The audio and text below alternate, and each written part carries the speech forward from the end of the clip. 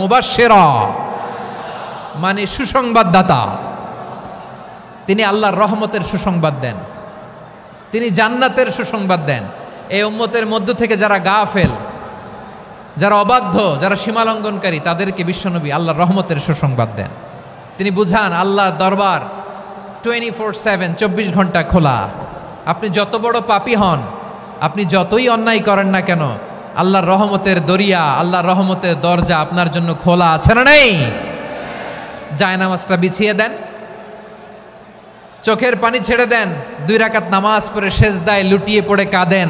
যত গুনাহ আপনার হোক না কেন, আপনার গুনাহ মাফ করে কবুল করে নিবে কে? যারা প্র্যাকটিসিং, যারা ইমানদার, তাদেরকে বিশ্বনবী জান্নাতের সুসংবাদ দেন। আওয়াজ করে পড়েন সুবহানাল্লাহ। এজন্য রব্বুল আলামিন বিশ্বনবীর পরিচয় অন্য আয়াতে এভাবে তুলে ধরেন, ওয়ামা আরসালনাকা ইল্লা কাফাতান লিন্নাসি বাশীরাও ওয়া নাযীরা। নবী হে, আমি গোটা জগৎবাসীর জন্য আপনাকে সুসংবাদদাতা এবং সতর্ককারী করে জমিনে প্রেরণ করেছি। মুবাশশিরাম বিল জান্নাত, তিনি জান্নাতের সুসংবাদ দেন, তিনি আশা জাগান। নবীর কথা শুনলে মানুষ বুকে আশা ফিরে পায়। আমার নবী কাউকে হতাশ করেন না। হতাশা বিশ্বনবীর ডিকশনারিতে নাই। তিনি মানুষকে আশাবাদী করে তোলেন। বিশ্বনবীর কথা শুনলে মানুষের হৃদয় নরম হয়,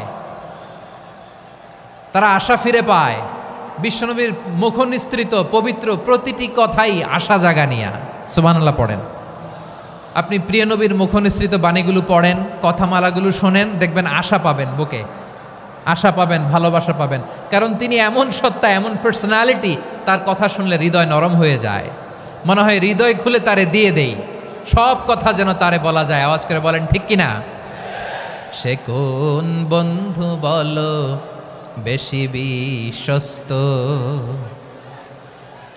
সে কোন বন্ধু বলো বেশি বিশ্বস্ত, কার কাছে মন খুলে দেয়া যায়, কার কাছে সব কথা বলা যায়, হওয়া যায় বেশি আশ্বস্ত।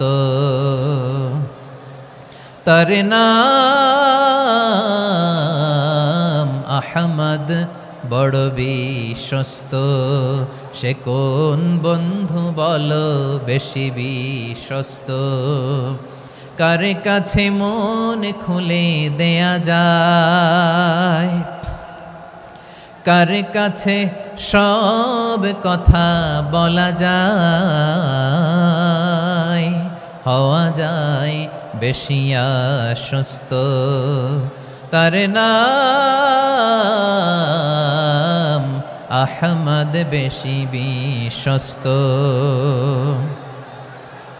যে জন কখনো ব্যথা দিতে জানে না, যে জনকে বলি মুছে দেহি বেদনা, যে জন কখনো ব্যথা দিতে জানে না, যে জনকে বলি মুছে দেহি বেদনা, হৃদয়ের হাহাকার কবুল করে নিতে আর কারে বুক এত প্রশস্ত। তার নাম